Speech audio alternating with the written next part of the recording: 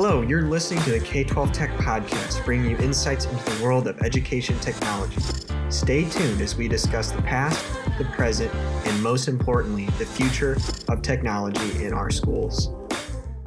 Welcome back to the K-12 Tech Podcast. I'm Mike Hotseller with Sean Cardwell, both of us from K-12 Tech. And then we have our very special guest, Jeffery Harrison on from East Baton Rouge Parish School System. Jeffery, I really appreciate your time coming on today. Yeah, no problem. Glad to be here. So if you just want to maybe talk about some of your background and some of your experience so the audience kind of know who you are. Yeah. So I've been working for the East Baton Rouge Parish School System for 24 years from a high school student, and they hired me on as a network technician. And I was doing that for 12 years. And then I became a manager and then director. And now I'm kind of overseeing a lot of stuff between infrastructure, server deployments, desktop rollouts, Chromebooks, and of course esports now. So got a lot underneath my plate, but I love doing what I'm doing. Yeah, for sure. No, and we're super excited to have you. And 24 years, definitely a long time, especially you were a student as well. So And it seems like yesterday.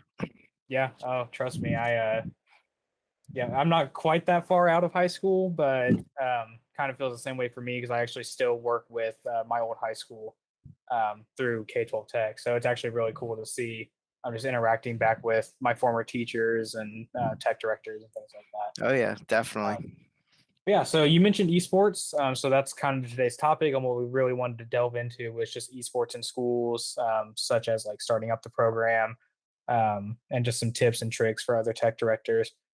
So maybe, do you just want to get us started? Maybe like what got you interested in esports, and maybe just kind of go from there. Yeah. Like playing video games, of course, my generation, we've been playing games since Nintendo, and just pretty much hooked on it. And watching our district grow as the years and having teachers out there, like, it'd be awesome if we could play some video games in these schools. And my previous bosses would always pretty much say, no, we're not opening up the ports to do that. Just always kind of no. And I was like, okay. So now we have a new CTO that's we got in 2020. She's been working here with me for a long time too. And I was like, please, can we do this? And she was like, yes, do what you need to. Like, all right, warning you. So so now 2020 is pretty much when we did our pilot school over at Northeast High, because the teacher there for years asked me, God, can we play video games? Can we do esports? And I just like, I'm sorry, man, my bosses keep saying no, but hopefully one day.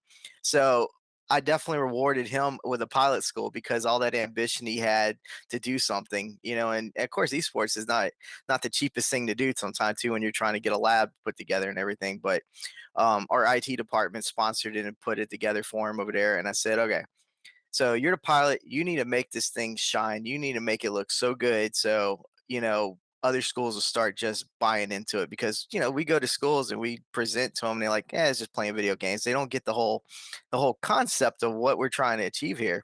So we had a ribbon cutting, in October of 21 at Northeast, and superintendent was there. He had some outsiders there. And of course that just set off a avalanche of interest coming through. And, so now throughout, last year, we just started, school after school has been coming in trying, okay, we want to start esports now. We want to do this. So we've been guiding them and setting them up correctly to, pretty much focusing on Rocket League right now because Rocket League's free and it's pretty easy to get a team together for that. So right now we're starting our EBREL, which is East Baton Rouge Esports League, because the problem that Northeast had was they played with some of the paid leagues, and those teams would never show up or trying to find the funding for it. And so we like, okay, we need to do something. We want these kids to play against each other, and a lot of these kids do not care about playing against another team that's out of state or somebody they never heard of. So they want to play against their rival teams just like we do any other sport. So we're starting our own league, and it's going to kick off October 1st of this year at our CTech Center. So we have 9 schools that's going to be involved in that. And we're very inclusive. So I mean, we have high schools, middle schools, and elementary schools joining us because we want to make sure everybody's enjoying that and having that fun and having that pathway from going from elementary all the way to high, doing this kind of stuff. And it's not just about the games either. We're actually implementing video production and audio production and things like that into these classrooms as we go, because we want to do full out shoutcasting and uploading to YouTube all the matches. And the kids are the ones that's doing all this. I know I'm on YouTube a lot, but I keep telling them, I want y'all to replace me on here. I don't need to see my face on YouTube anymore. So, they're getting the challenge, and we're working with Video for them to actually do that too. So it won't be long. You're going to start seeing a lot of footage that our kids are producing. Sounds amazing. I know when I was in high school, which was only 4 years ago, we didn't have anything like that. We Heck, we barely had Chromebooks. So Yeah. just seeing, you said it's only been about 2 years since this really started. hmm And so obviously you've seen growth. How how small or how big was it with that pilot school? Obviously, you So, said there's 9 schools involved now. Kind yeah. of what's the growth been?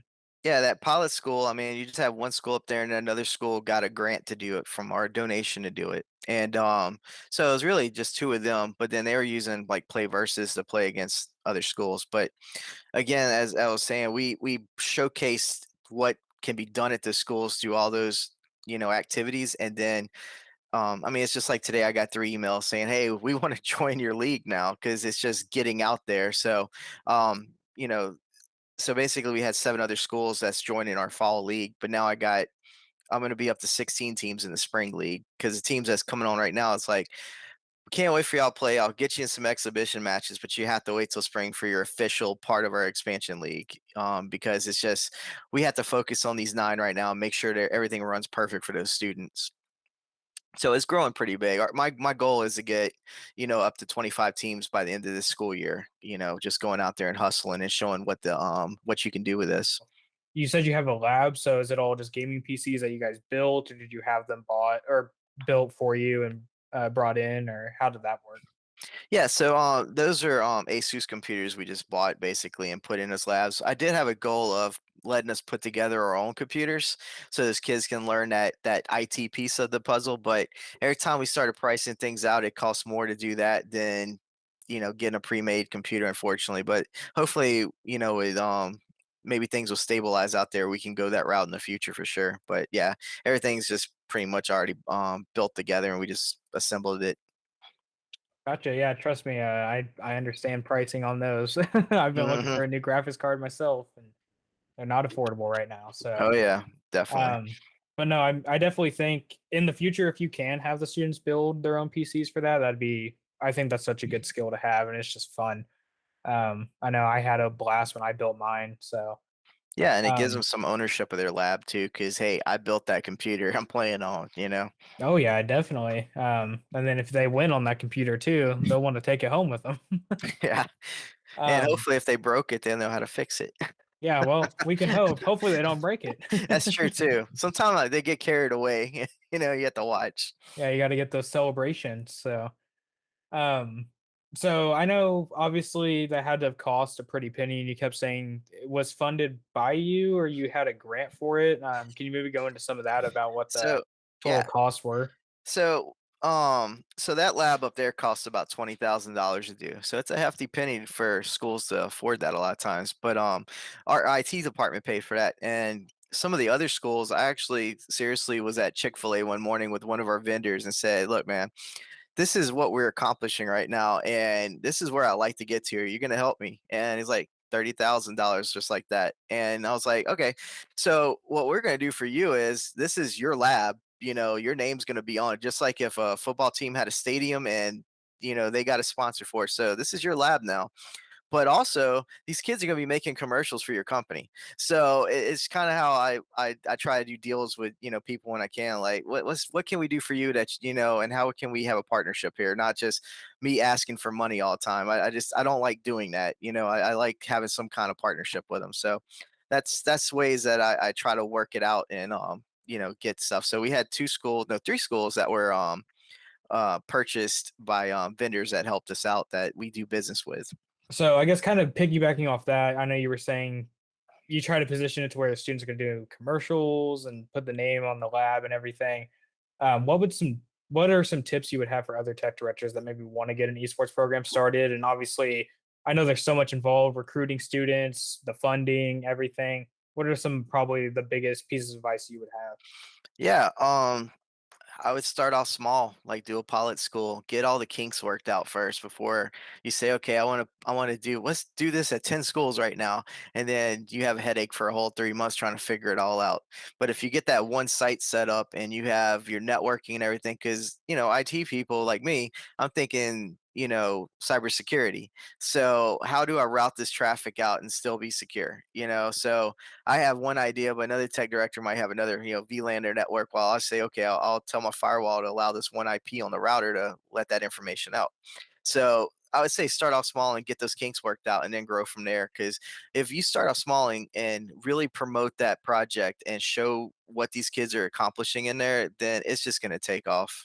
Are they live streaming, or are they recording a stream and then or recording the games and then you're sending them out, and that's more secure than doing it live? Or I mean, how is this actually getting out onto the internet?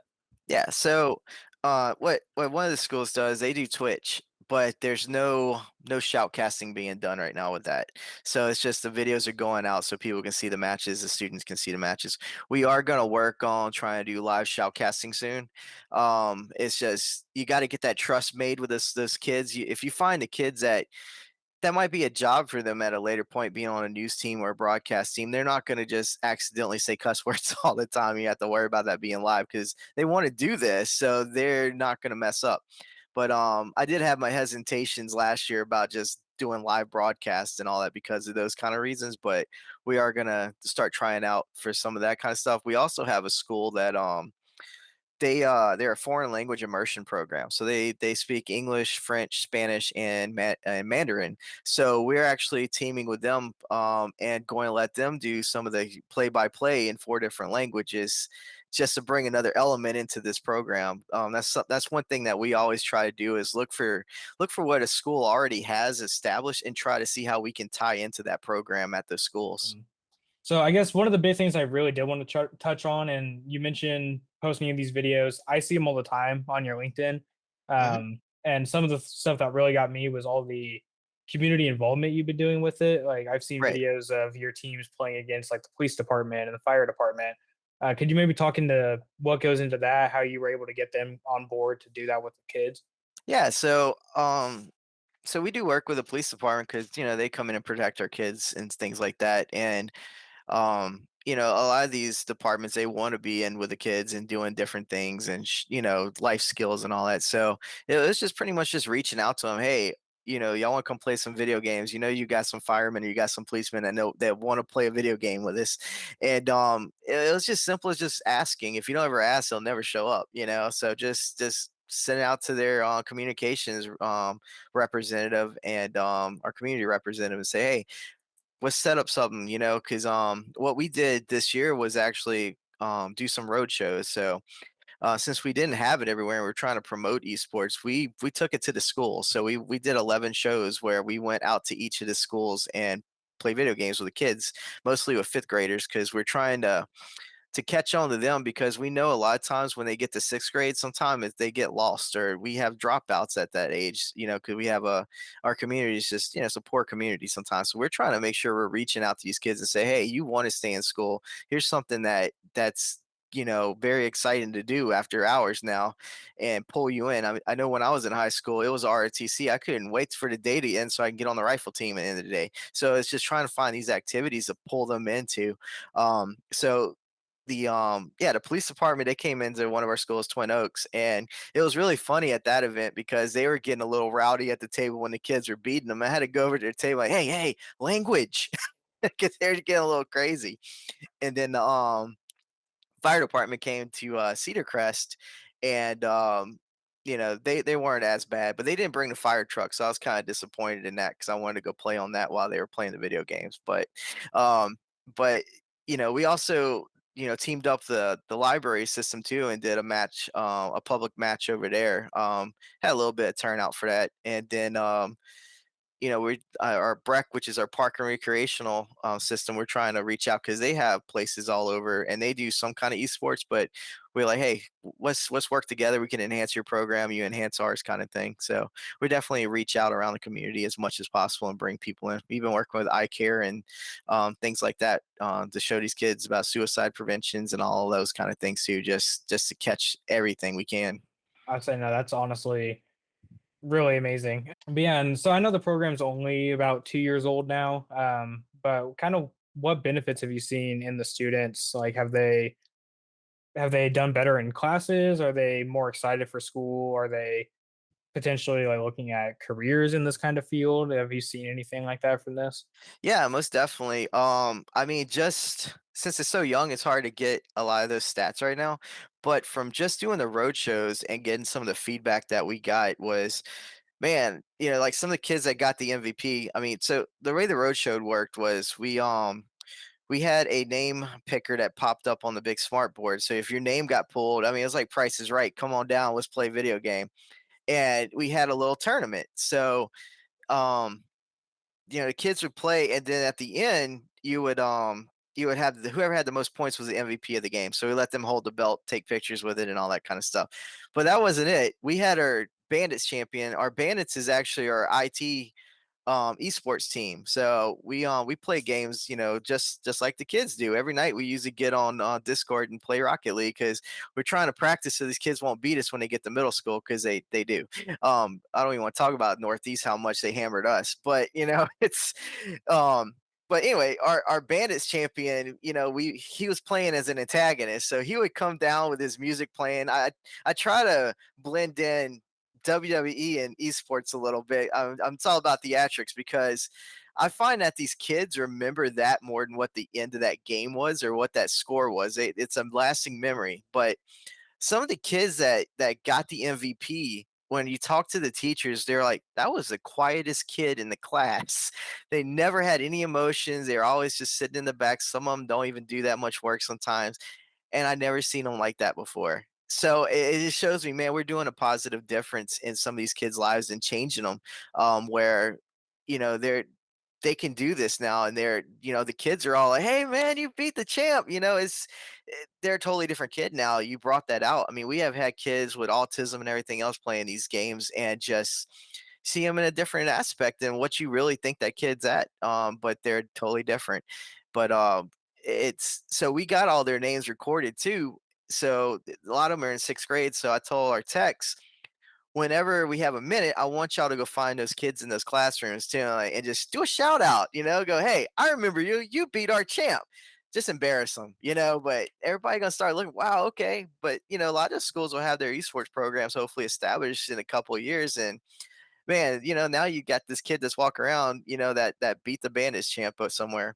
But so it's we're definitely bringing out some aspects of these kids. I was at our CTech Center yesterday, and we were trying to figure out, because we are fixing to make the movie, our TV studio there. And I went around to some of the classrooms, because here's another thing: we have carpentry and we have electronics class at CTech. I was like, all right, let's make some arcade machines. We have the skills, we have these kids. This is something y'all two classes can do together and make a project, and we can raffle them off and raise money for our esports program here. And the kids are like, wow, yeah, just the excitement out of them, because now they have this really fun project to do and generate funds for their school.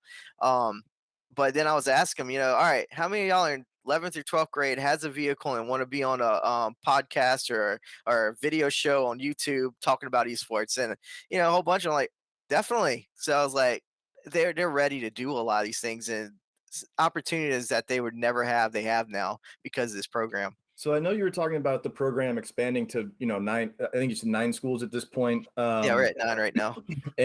But so I guess my question is, how many students actually participate at each school? Like, do you have a room of 30 computers with 30 kids all playing? Do they play the same game? Are they on different games? I don't understand how any of this works. Yeah.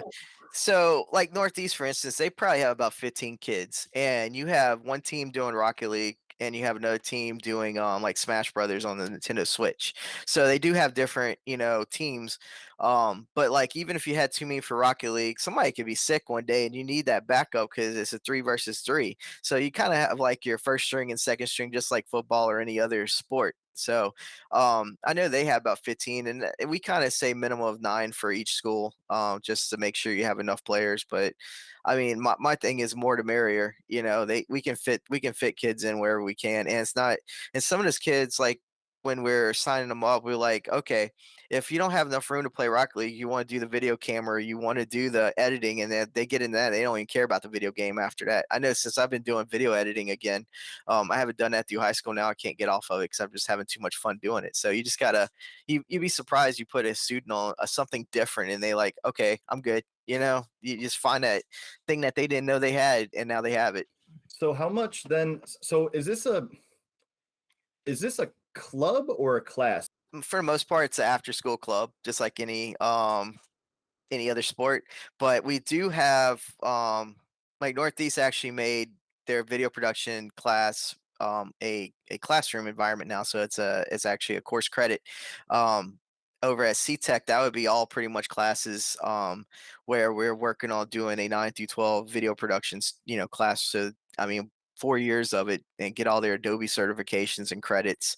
I mean, they'll have so much portfolio work. I mean, a lot of kids at CTech are not really bound for college; they're bound for industry. So we can get them out the door having a really good paid job because there's a lot of jobs available for that right now. We have CTech Studios that's in Baton Rouge, and I mean, Disney's right there doing National Treasure, and it's like, where are you pulling all these actors from? And a lot of times it's out of state now. Like, okay, well, time to make you a pipeline for some actors and some kids, and all these other jobs out here. So that's one of the main focuses because even with esports, there's scholarships out there, but there's not like where a football team might have 25 scholarships or something. You only might have 1 or 2 they might give them. But with all this other stuff that's actual industry-based jobs, I mean, there's tons of scholarships for that. So we're really focusing heavy on that framework around the players. So when I went to high school, we had a audio video production class as well, where they actually also recorded and broadcasted a radio broadcast on an AM channel, but regardless, they still had broadcasting involved. Yeah. But they did our morning announcements on the TVs and stuff with the green screen and everything, and it was really cool. So I could see how you could definitely tie that into an esports, version of that as well. Oh yeah, definitely. I mean, it's doing a news show with play-by-play and reviews of the games. I mean, it's unlimited possibilities, and it expands to other things. Like I know the video production class that's at, again, Northeast. They're gonna start looking at the girls basketball team and stuff like that to produce their shows. So it definitely grows really fast with this. Yeah, I know with video production, kind of like Sean was saying, my school, all it really was morning announcements and things like that. We did have some after school classes that you could do where you'd actually make, it was video and you'd make content to put onto, I don't think it was actually put onto YouTube, but it was there as if it was.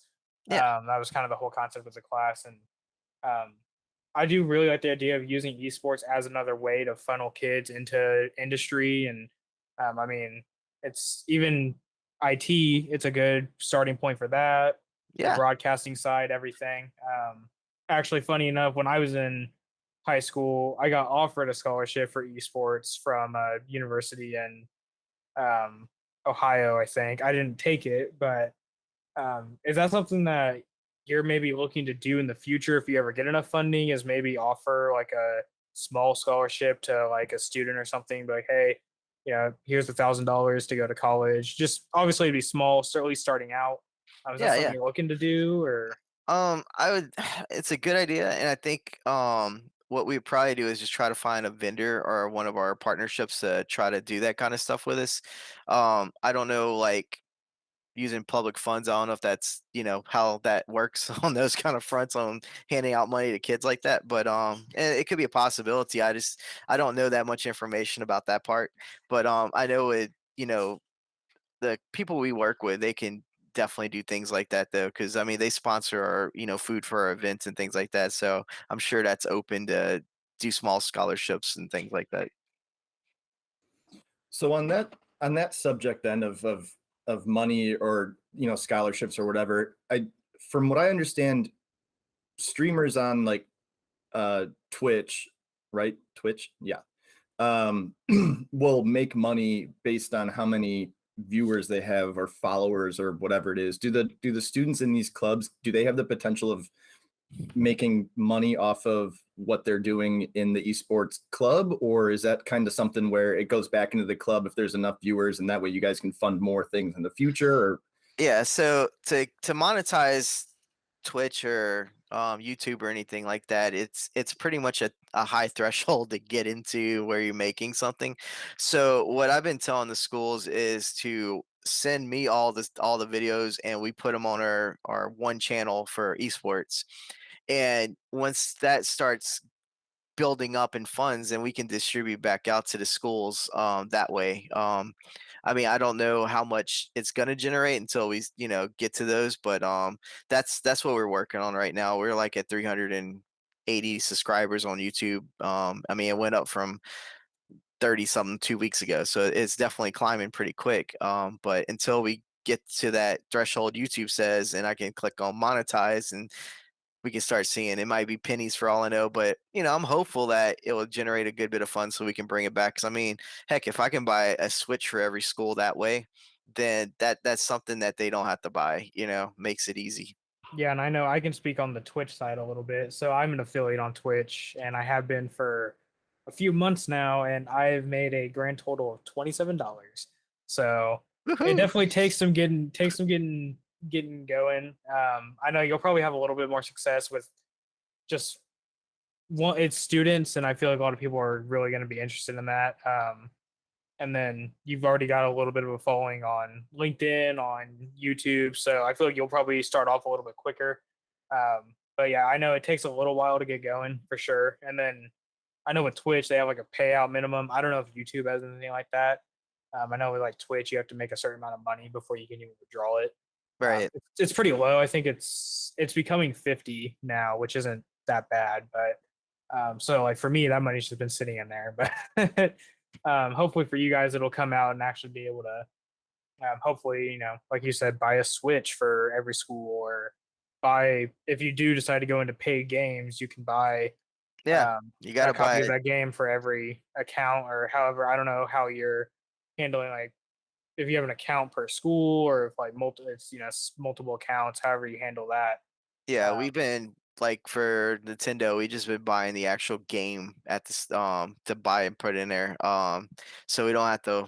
So we don't have credit cards in our system, so it's hard to do anything without a credit card. So we just purchase the games from a vendor and then buy it. But yeah, you have to keep up with that too, because like if you start playing, Madden football or anything like that, every year they got a new version. So you're looking at $50 a pop every time. How do you sustain that?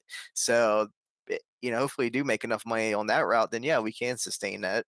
Usually we kind of save this to the end, but since we're already kind of on the subject, yeah. You want to shout out your YouTube and your Twitch and stuff for people to subscribe and check you guys out? Yeah, our YouTube channel is EBRPSS Esports, and I think our Twitch is exactly the same thing, EBRPSS Esports, and Twitter EBRPSS Esports. We kept it the same and simple to find us. Definitely like and subscribe. That's how they usually say it in all those videos. Right, yeah. Hit the like button, yeah. It's really funny because like we have a TV in our foyer over here in our IT department. So I started streaming all our YouTube videos on that, and now people are always hanging around that TV. But it's like even people at central office that like, okay, I heard about esports, but I don't really know what they're doing. But now they're watching those videos and going, oh, okay, this is really awesome what y'all are doing as kids. So, the YouTube, and we're gonna try to put that more at the schools too, where they can put them in the foyer, so when parents are showing up or something, they get a glance at what we're doing, and it gets way more interest that way too. Yeah, I guess that's the question. Kind of for the funding side, do you charge at all for kids to join the program, like a small fee or anything, or is it all just they can just join? They can just join. They have to have like a particular grade point average and things like that, and there's a contract they have to sign, and they actually have to do a physical and concussion physicals too. Because we're trying to make sure it's treated just like any other sport, that's in our district, to take it seriously. So, and it's really funny because they're like concussion for esports. Like, hey, you never know, you might fall out your chair. So got to be protected. But it's like this. We ever get into VR kind of sports at some point? I mean, those can get kind of crazy at times. I know I do VR boxing, and man, I'm like worn out after about 2 matches. And hey, it can get there. I mean, we're even thinking about doing a Beat Saber competition one day. Just to change it up and have some fun.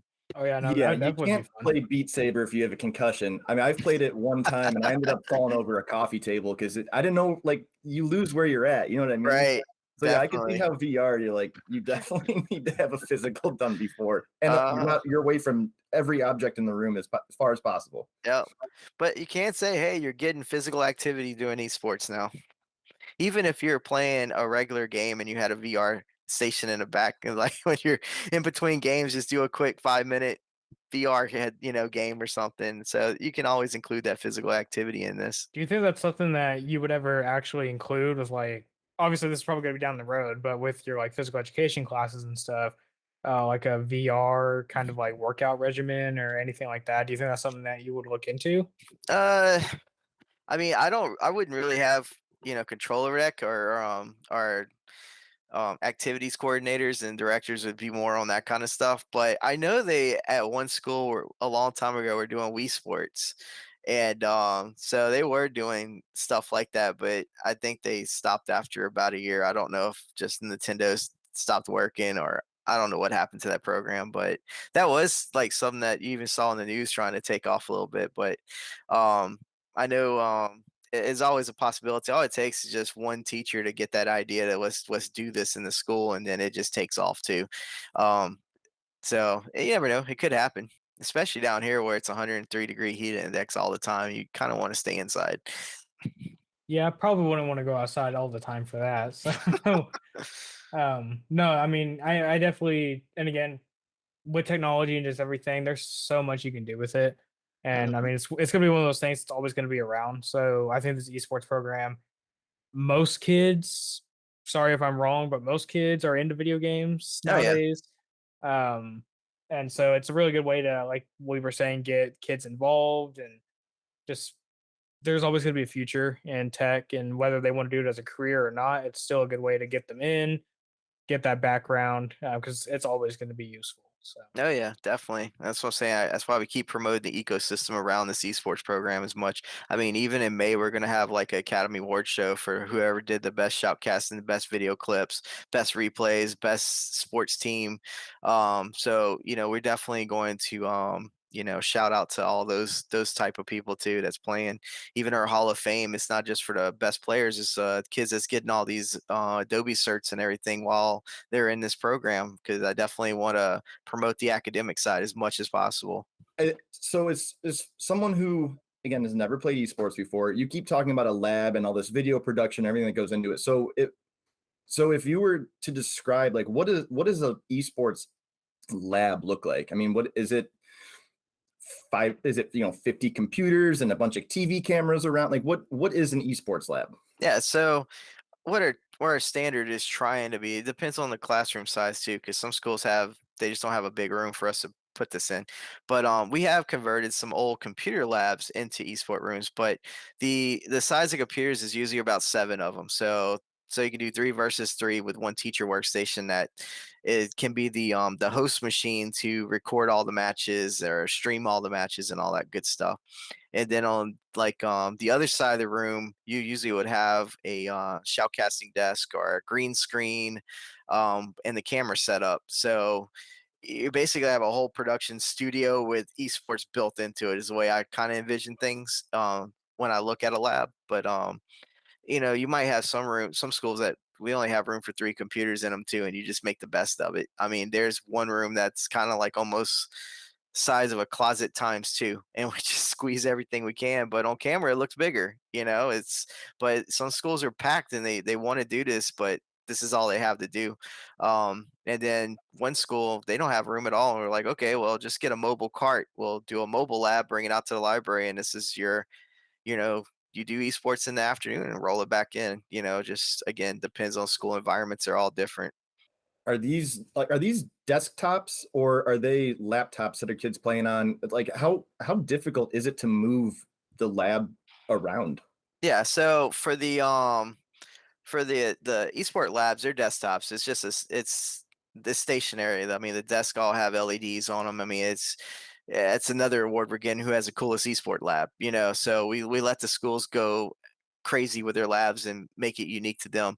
With our road show, everything was mobile. So, folding tables and all laptops. And we basically had carrying cases we got it down to a science at the end. So with the laptops and cases and the routers in the case, and most of the schools had smart boards, so thank God we didn't have to deal with that. But we did buy a 120-inch projection screen. That's a foldable one, and we bring a projector out. So when we do have to go places non-school related, so we have everything ready. When we did our back to school bash 3 weeks ago, that's what we used. I mean, I think probably we were at a babysitting club that day because like all the kids were in our area playing video games, and we just had a big line, and I was like, "This is awesome," And but it was really cool because while the kids were playing the games, we had our area for the parents to come look at, and we talked about all the scholastic parts of esports, and they were like, "Oh, well, this is amazing! I want my kid in this,"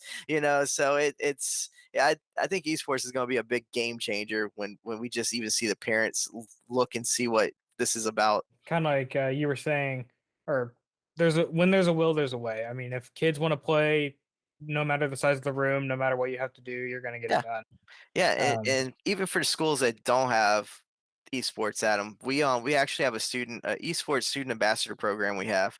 So because we want feedback from kids as much as possible. So I say I want 3 kids from each school. It's kind of like having your own little Congress, and they're gonna have a president and all that kind of stuff. But it gives them that leadership that I'm looking forward to help lead this program, and give us, because I mean I'm 40, fits to be 42 years old, and it's like my ideas might not be what these kids think about all the time, and so it's good hearing what they have to say, and getting that feedback and like, okay, these kids want this, how can we make that happen, so, and they're going to help us, do policies and everything else, for the league. I mean, the whole EBREL league is going to be run by the students at some point, while the EBRPSS esports program is just monitoring it while they run it. So we'll have the student being the president and the GM and all that kind of stuff. We're treating all the schools like franchises. We want them to have that ownership and that leadership, entrepreneurship skills, run the website, everything. Those skills, and again, I mean, esports really can help foster those skills and things like that, and it's good to see that's coming to light nowadays, because kind of like Sean was saying, Twitch streaming, YouTube content creation kind of did have a negative connotation to it in the past. I think that's pretty well recognized. I wouldn't say that's like too far off. Yeah. So being able to use it in a positive light with students and showing them, hey, you can use these skills beyond just esports, entrepreneurship, just management material or management skills in general, will always be sought after in the workforce. So.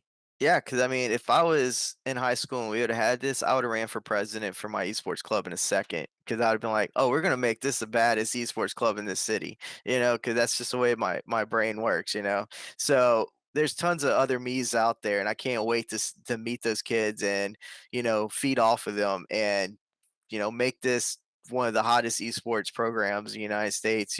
That's our goal. I mean, you're really the only esports program that I see in a school like now all the time, but maybe that's just I follow you on LinkedIn. But I mean, it's usually, I mean, I see your stuff more than I see anybody else's.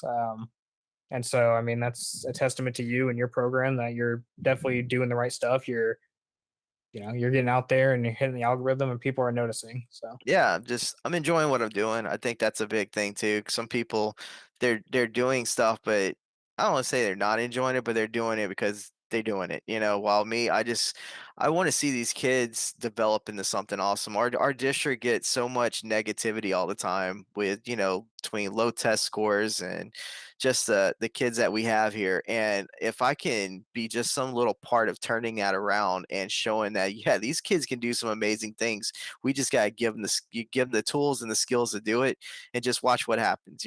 So I'm just really feeding off of what I've seen so far, and I think where we can go with it. So I really cannot wait to see where we're going to be at a year from now. Because I mean, a year before, already we were at the back to school bash, and I didn't even really have an esports booth. It was just a little table in the IT department. I had 2 computers, and I was like, next year I'm going to have this half of this half this floor, and showing off what we got.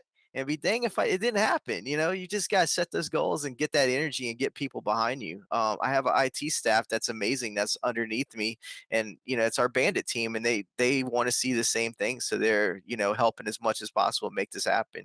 So it's really awesome to have that support. It's really nice seeing the tech staff, like the tech department, who most of the time I wouldn't say are considered directly involved with students, or at least the parents don't see that.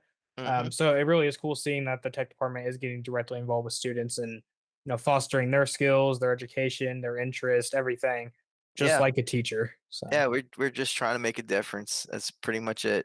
And it's good I got some good-hearted techs underneath me that wants to do that with me. But they're not going to take my belt from me. That's all I'm going to say. do you have the belt with you? I can get it. It's hold on. Oh yeah, there it is. Yeah, it hangs in my office all the time. So this is my personal belt with got my name on it. So of course I have the meerkats in the background, so it's hard to see. But yeah, this is what happened was I was in Las Vegas for the Magnet conference, and I had the regular Bandits belt, and it was all scratched up because it's just wear and tear from the kids and stuff. And I was walking down the strip, and you know how they have all these actors that you have to pay money to take pictures with. So I was like, fair trade. Hey, you're taking a picture of me, I'll take a picture of you. We both have a picture. And so I was like, when I went back to my room, I was like, yeah, I'm getting me a new belt with alligator skin and new color scheme and everything. So next time I come to Vegas, I'll have something really good to represent. So it's really cool because like you can go walk into a restaurant with this, and of course people ask, what's this about? Then let me just start telling you about what it's about. And that's another way to get your program out there in the community and have people learn. You just have to have that one little piece like this to talk about. Oh, that's awesome. And so that kind of brings me to my next thing was, so Mike had mentioned earlier, you're one of the only schools or one of the only people in schools that's really bringing the esport program to schools. I don't know any school up in the Ohio area that has an esports program either, but I believe they do have like a national esports, like football tournaments and all different game tournaments. Is this something where the students can, if they're good enough, get into those tournaments and actually play with essentially professional video game players? Yeah, so there's a whole bunch of different leagues out there, like high school esports league. You have Play Versus that does things. So I don't ever tell the schools, hey, don't ever do this. If y'all are that good and you want to pay to play, I guess, then go play and show off your talents. Um, the only reason we're definitely starting off our own league down here is just because of funding. A lot of schools like, man, I don't have $1,200 to pay to get these kids in here. Of course, they could do fundraisers if they really are that great to put them in there. But we're just gonna have our own district champion and all that good stuff too. And for LeQ, we're trying to talk on, since we can't really have a state championship, if I can have a LeQ championship. So at that technical conference, we can showcase our kids doing all these cool things with doing the video and the shoutcasting, a whole production. That's what we did for the LeQ here in Baton Rouge. It wasn't the kids, it was my IT team. But it was really funny about that was I didn't even have that plan. We were just going to go down and let people play. And then Sunday night, I was like, all right, guys, we're going to finish our tournament at LeQ. We're going to have our semifinals, and we're going live and crazy. So, I mean, if you watch our YouTube video, that is just winging it, but we're so used to doing productions. It just came so natural to looking at the camera and say, hey, we're here at LeQ. We're fixing to do this tournament. And, I mean, we even had our drone we used to go drone the building. So when I did the intro, you can see the city of Baton Rouge on the drone and the Marriott being drone coming in. So, I mean, it enhanced our video a lot, though. And it's just another thing you can add to your program is drone footage, for Pete's sake. So there's just so many things that you can put into an esports program. Do you have any plans to do anything similar at ISTE, or just go with Q for now? So we went to ISTE and this past that end of June, and we actually had our students come down there and do a student panel, and then they had me go up there and play against college kids, and yeah, that didn't work too well. And but then I got to be on a panel too and talk about pretty much the same stuff I'm talking to you guys about, what's going on in our program and things. And, we're here to help. If there's somebody else trying to establish something, man, just call us. No problem. We're glad to talk about and share our knowledge because we want to see this grow everywhere. All these kids out here that just give them the opportunities to do this. It's amazing. But yeah, we are definitely planning on going down to LeQ. I just got to talk to their director and say, hey, so we had so much fun at the one in the summer. It was time to have some fun in New Orleans, right? So, and like I said, I got some big plans for that. I mean, just I want to have like posters made and everything for our bandits, because we have a hero and antagonist group now. Just to have that, it's kind of like a WrestleMania looking poster, just it brings in attention, and people like, man, what is this? And even if we have that with some kids and stuff, I mean, it's going to be amazing. I guess for all the other tech directors, if you are looking to start an esports program, I would highly recommend following Jeffrey on LinkedIn, reaching out on there. I mean, I'm sure he's always willing to give advice on some of the tips and tricks he used to get there, and call the school, check out their YouTube, just see what it is doing for these students, because I know he can't push it enough. And I mean, I've seen it just from his videos about how much the students are actually involved and just how excited they are for the program. So, Jeffrey, I appreciate you coming on today. And yeah, I mean, if you want to take a quick second, I know we shouted out your Twitter and everything, but if you have any last kind of comments you wanted to make, feel free to go ahead. Yeah, just shout out to our district, East Baton Rouge Parish School System. Our superintendent, he's fully behind this for sure. So definitely want to mention Dr. Cedar Narcisse and my CTO, Amy Jones. If it wasn't for a lot of them, I don't know where we would be at right now. And like I said, watch us on YouTube. If you want to watch that full match we did with our bandits team, that it's called Battle for the Belts. That took me like 2 days to video produce that, but I had a lot of fun. So it's cool if y'all do watch that and see what we came up with. Yeah, make sure to follow Jeffrey on YouTube, LinkedIn, everything. And we appreciate you listening in, and we appreciate your time today, Jeffrey. Yeah, appreciate being here. Thank you. That was much more information than I ever knew about esports before in my life. Thanks for coming on. Yeah, no problem.